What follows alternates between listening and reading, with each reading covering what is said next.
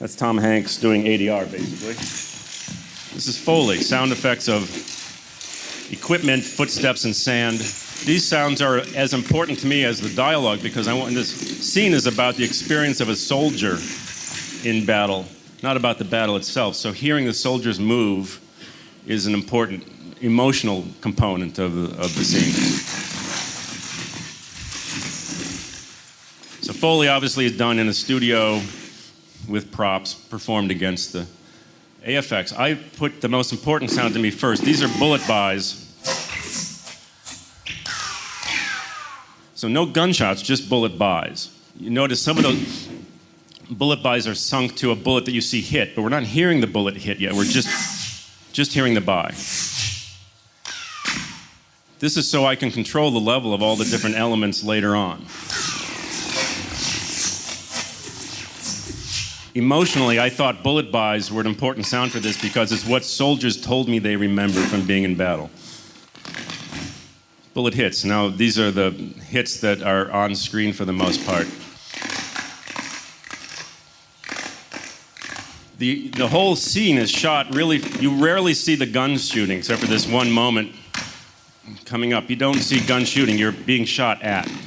So the gun shooting was the least important element of the guns in the scene. It really was about bullet hits and bullet buys.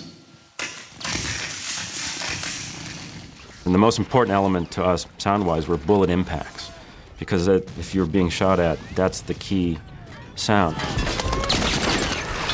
I remember getting a stack of cue sheets when I was pre-mixing bullet hits. Usually you'll get a stack of cue sheets. They're just a little stack, and you go through and you do your mix. I get this. It looked like a phone book. Each bullet hit is cut individually by hand. It's a very delicate, time-consuming process. So these are specific guns. A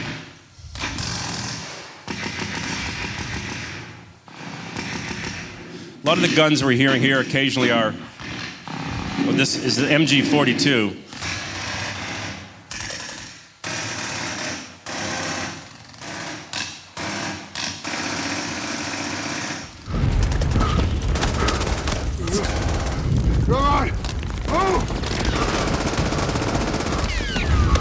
MG42 was a machine gun the Germans had that fired at a faster rate than any of the Allied machine guns. The Allied soldiers nicknamed it Hitler's zipper because the sound of the MG42 sounded to them like a zipper. It was an idea of Stevens to have these moments where the Tom Hanks character would be shell-shocked, would take the battle in without normal sound. So I designed a sequence where when an explosion hits near Captain Millard, all the sound goes out. And that came from an actual veteran that told me that was how it affected him. So it put you deep inside his experience.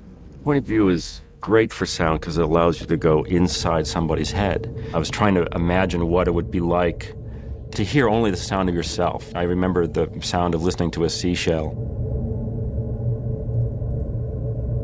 Usually what you're hearing is just the echo of the world around you roaring in your head.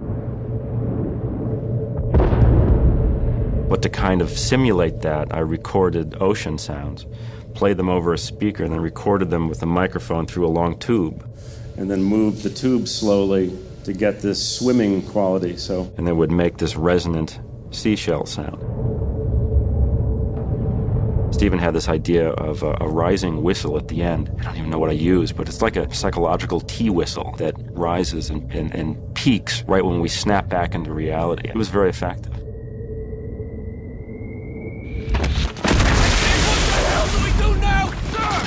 This technique, I think, works so well to get inside Tom Hanks's character's mind that in the final battle, we return to that sense of perspective, seeing it through his eyes.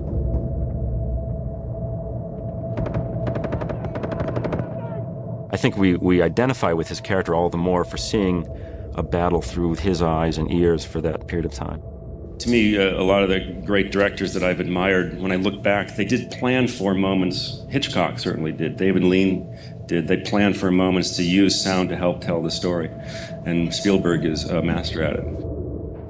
One veteran told me that Allied soldiers were on to the fact that the Germans would listen for the distinctive ping of the empty cartridge as it would pop out of the M1 rifle. So you'd shoot your rounds, At the last round, this ping would eject this metal cartridge. It's a very distinctive sound. And during a lot of battles, the Germans would listen for that sound and then figure they had time to attack.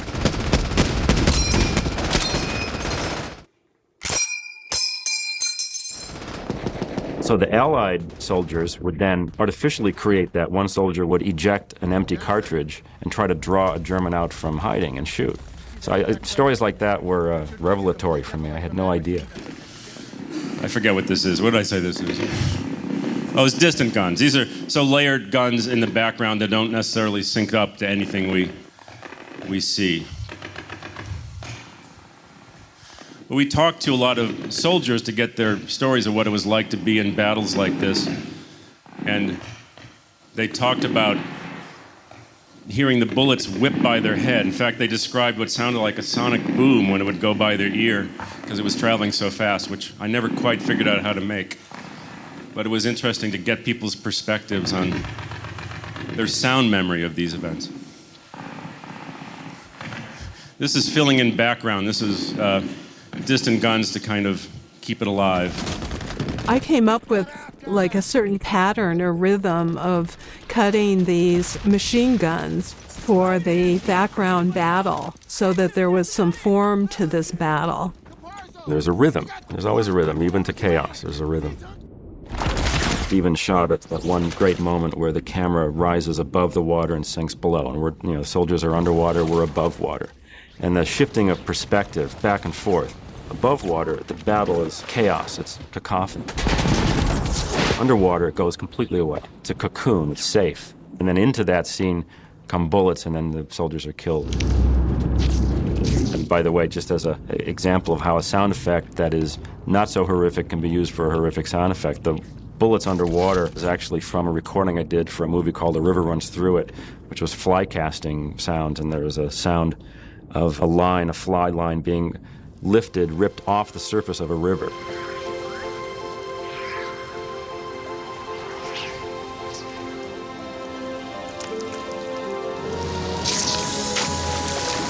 That line whip sound was really distinctive, and I remembered it, and we used it for the bullets underwater itself. So we'll get these explosions, specific explosions.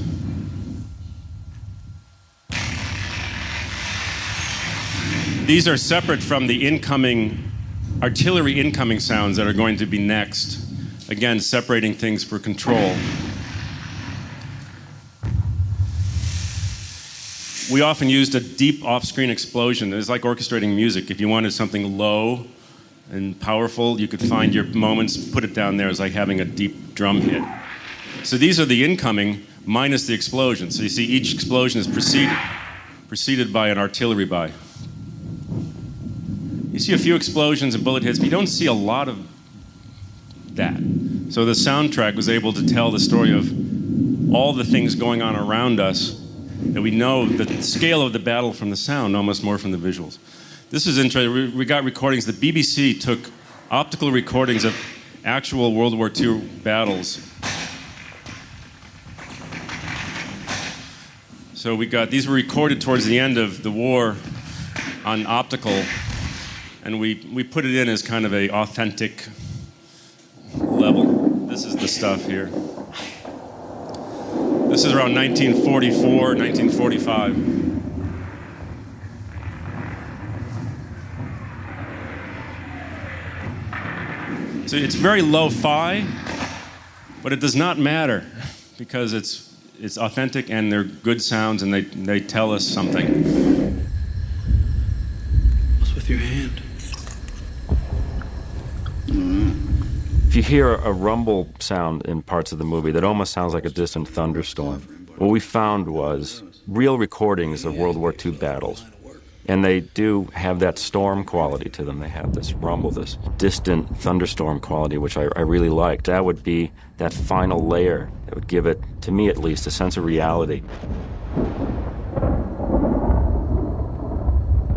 You have the intricacy, the articulate sounds that we've put in for the war here, but then you always have that horizon, the war off in the distance, 'cause it's that big.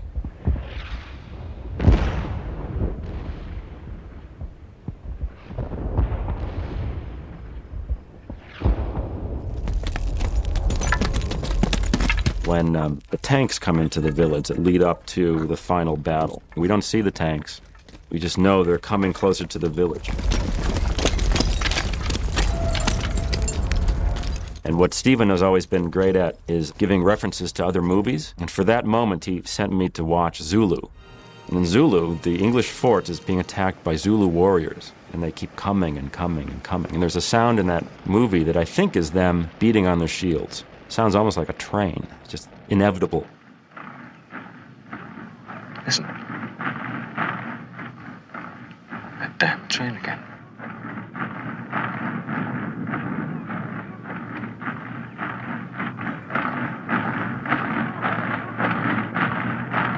He didn't want that sound exactly, but he wanted the feel of that sound. So Stephen wanted a sense of this ominous, rolling presence coming closer and closer and closer, and echoing through the buildings, through the narrow corridors of the village. Great opportunity for sound.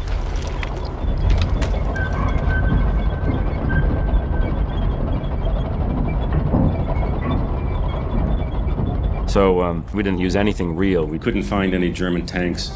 So then I put on my sound designer hat and did all these weird squealing metal, animalistic sounds for this monster coming into town that finally arrives and the battle happens. That's the only time I did that. I scraped metal and I had sounds on quarter-inch tape, and I would just play them like scratching a record, and made these weird sounds and added wild echoes, and treated it almost sound effects as music to have this sense of this oncoming evil.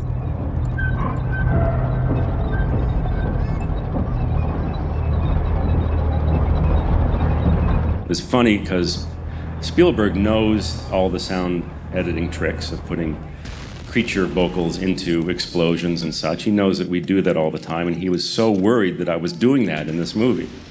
And he would, not in a nasty way, but accuse me of putting in, especially, interestingly, since I'd done Jurassic Park for him, he thought I was putting the T-Rex roar into this movie. I never did, but there were tank moments. There's a shot of a tank going over the top of a camera. And it makes this horrific screech. And he kept saying, you gotta take the T-Rex out of that tank. I said, there's no T-Rex. But it's because he knows that's what our instinct is to do.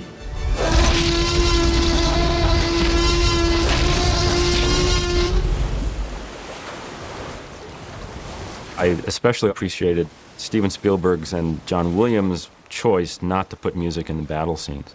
Stand out of your weapons. Keep those That allowed those scenes to be more visceral. Anytime you put music in, even the most beautiful music, it makes the audience realize from moment to moment they're watching a movie. What I think that opening battle scene especially does is pull you in and have you experience battle in a very direct way.